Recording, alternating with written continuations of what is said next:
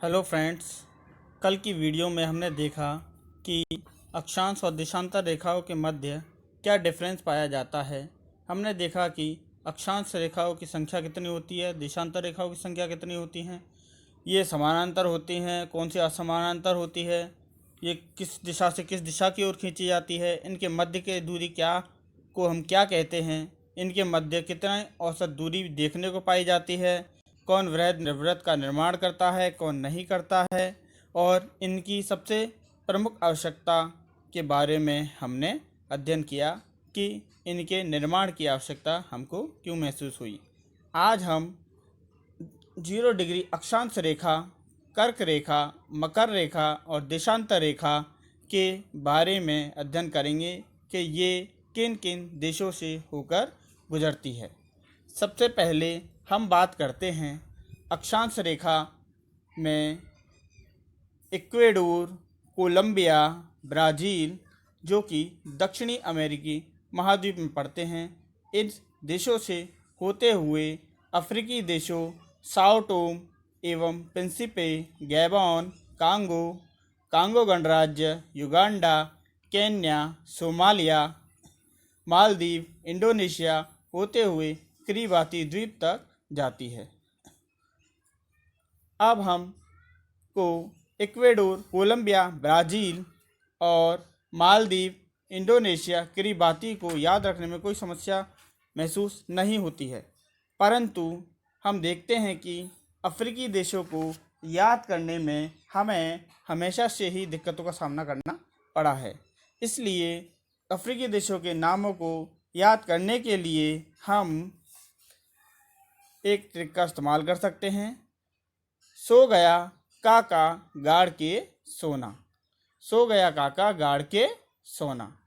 ठीक है, तो सो गया काका गाड़ के सोना, सो से बन गया साओ टोम प्रिंसिपे, ग से बन गया गैबॉन, पहले का से बन गया कांगो, दूसरे का से बन गया कांगो गणराज्य, के से बन गया केन्या और सो से बन गया सोमालिया।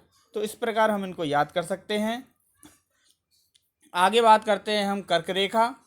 कर्क रेखा जो कि हमारे भारत देश से भी होकर गुजरती है। यह सर्वप्रथम हवाई द्वीप, मैक्सिको और बहामास से होते हुए, कहने का मतलब ये है कि उत्तरी अमेरिकी महाद्वीप से होते हुए, बहामास होते हुए यह अफ्रीकी देशों पश्चिमी Sahara, Mauritania, Mali, Algeria, Niger, Libya, मिस्र, चाड और पश्चिमी एशियाई देशों सऊदी अरब, UAE, Oman, India, Bangladesh, Myanmar, चीन, ताइवान होते हुए निकलती है। अब इसी प्रकार हम हवाई द्वीप, मैक्सिको, बहामास को याद करने में कोई समस्या नहीं है। सऊदी अरब, UAE, Oman, India, Bangladesh, Myanmar, चीन, ताइवान को भी याद करने में कोई समस्या नहीं आएगी। लेकिन अफ्रीकी देशों को याद करने के लिए हम एक ट्रिक का इस्तेमाल कर सकते हैं कि पश्चिमी सहारा में मारिया ने माली के जरिए नाई से ली मीठी चाट। पश्चिमी सहारा में मारिया ने माली के जरिए नाई से ली मीठी चाट। तो पश्चिमी सहारा से पश्चिमी सहारा हो गया, मारिया से हो गया मौरितानिया, माली से हो गया माली, और नाई से बन गया नाइजर, ली से बन गया लीबिया, मीठी से बन गया मिस्र और चाट से बन गया चाड और अल्जीरिया। ठीक है दोस्तों, आगे बात करते हैं मकर रेखा की। मकर रेखा प्रशांत महासागर में फ्रेंच और पॉलिनेशिया द्वीप, जिस पर फ्रांस का आधिपत्य देखने को मिलता है, यहाँ से होते हुए यह चिली, अर्जेंटीना, पराग्वे, ब्राज़ील, कहने का मतलब यह है कि उत्तरी को छोड़कर यह दक्षिणी अमेरिका से होकर गुजरती है। अफ्रीकी देशों में नामीबिया, बोत्सवाना, दक्षिणी अफ्रीका, मोजाम्बिक चैनल और मेडागास्कर द्वीप से होते हुए ऑस्ट्रेलिया और प्रशांत महासागर में टोंगा द्वीप तक प्रवेश करती है या यहाँ से गुजरती है। आगे बात करते हैं 0 डिग्री देशांतर रेखा। 0 डिग्री देशांतर रेखा जो हमारे पूरे विश्व की मानक समय रेखा है या प्रधान यामोत्तर रेखा के नाम से भी हम इसको जानते हैं, जो कि लंदन के ग्रीनविच शहर या ग्रीनविच नामक स्थान से होकर निकाली गई है। यह सर्वप्रथम इंग्लैंड, फ्रांस, स्पेन, यूरोपियन देशों या यूरोपियन कंट्रीज से होते हुए अल्जीरिया, माली, टोगो, घाना, बुर्किना फासो, अंटार्कटिका होते हुए गुजरती है। अब अफ्रीकी देशों को याद करने के लिए हम एक ट्रिक का इस्तेमाल कर सकते हैं। माली ने अलसी टोगो घास बुरक दी। माली ने अलसी टोगो घास बुरक दी। अब माली से बन गया माली, अलसी से बन गया अल्जीरिया, टोगो से बन गया टोगो, घास से बन गया घाना और बुरक से बन गया बुर्किना फासो और अंटार्कटिका। ठीक है दोस्तों, मैं यहाँ तक समझता हूँ आपकी समझ में आ गया होगा कि कौन सी रेखा किन किन देशों से होकर गुजरती है। चलिए आगे हम बात करते हैं समय का निर्धारण। समय का निर्धारण करते हैं क्योंकि देशांतर रेखाओं का महत्व समय के निर्धारण में बहुत उपयोगी है।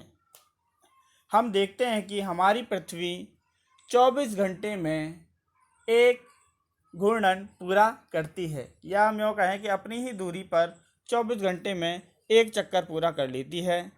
कहने का तात्पर्य यह है कि जब किसी एक बिंदु के चारों ओर घूमने पर 360 डिग्री का एंगल बनता है, उसी प्रकार जब पृथ्वी अपने अक्ष पर चारों ओर घूम रही है तो इस पर भी 360 डिग्री का एंगल बनेगा।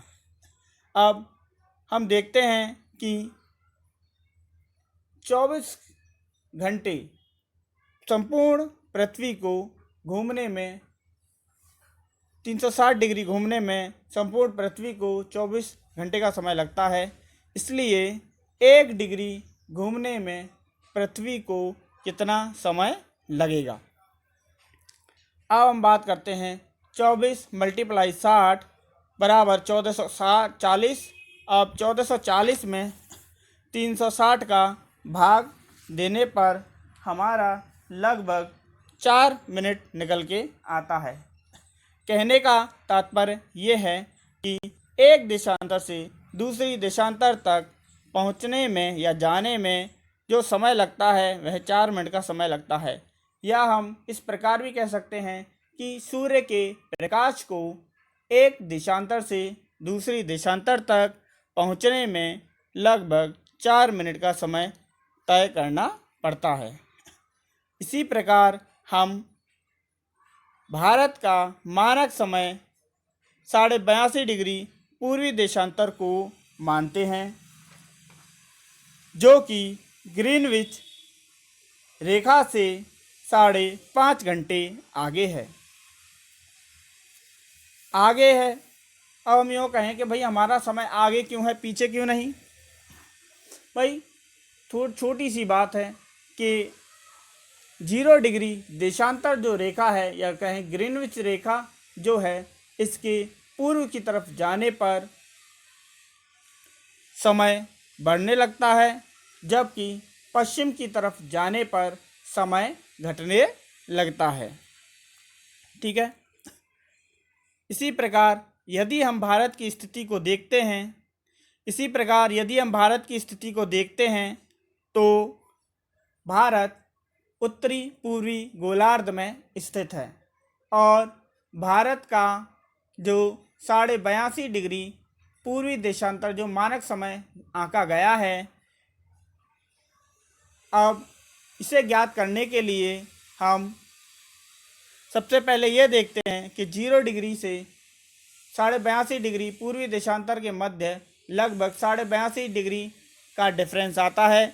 इसका 4 से मल्टीप्लाई करने पर जो आएगा उसमें 60 का भाग देने पर हमारा आवर निकल के आते हैं। चलिए आगे हम बात करते हैं कि ग्रीनविच रेखा का निर्धारण 23 अक्टूबर 1884 को वॉशिंगटन में हुआ था। इसी प्रकार अंतर्राष्ट्रीय तिथि रेखा का जो निर्धारण है वह भी हमको इसी दिन वॉशिंगटन में ही देखने को मिलता है। चलिए अब हम जानते हैं कि अंतर्राष्ट्रीय तिथि रेखा किसे कहते हैं। अंतर्राष्ट्रीय तिथि रेखा वह रेखा कहलाती है जिसके द्वारा संपूर्ण विश्व की डेट या दिनांक का निर्धारण किया जाता है। अब हम देखते हैं कि भाई 180 डिग्री देशांतर को हमने अंतर्राष्ट्रीय डेट लाइन कहा है, जिसमें 180 डिग्री पूर्वी देशांतर हो या 180 डिग्री पश्चिमी देशांतर रेखा हो, इन दोनों को एक ही माना गया है। यह रेखा आर्कटिक महासागर से प्रारंभ होकर साइबेरिया अलास्का के मध्य होते हुए हवाई द्वीप के बगल से निकलती है और समोआ, फिजी द्वीप समूह, ऑस्ट्रेलिया और न्यूजीलैंड होते हुए अंटार्कटिका की तरफ चली जाती है। हम देखते हैं कि हमने इसमें लिखा हुआ है कि पूर्व की तरफ जाने पर दिन बढ़ेगा और पश्चिम की तरफ जाने पर दिन घटेगा। ठीक है, अगर इसे हम विश्व के मैप पर देखें तो हम यूँ भी कह सकते हैं कि पूर्व की तरफ जाएंगे तो दिन घटेगा और पश्चिम की तरफ जाएंगे तो दिन बढ़ेगा। परंतु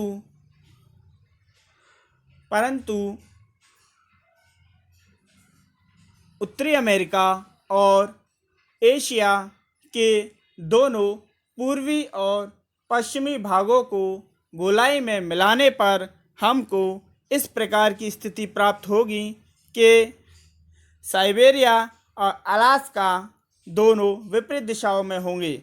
और यदि जब हम नक्शे को देखते हैं तो सीधे हाथ की तरफ हमारा पूर्व होता है और पश्चिम की तरफ, उल्टे हाथ की तरफ हमारे पश्चिम दिशा होती है। तो इस प्रकार पूर्व की तरफ दिन बढ़ेगा और पश्चिम की तरफ दिन घटेगा। दोस्तों, मैं सोचता हूँ कि मेरे द्वारा दी गई जानकारी आपके लिए या आपके किसी भी कंपटीशन में काम आने योग्य है।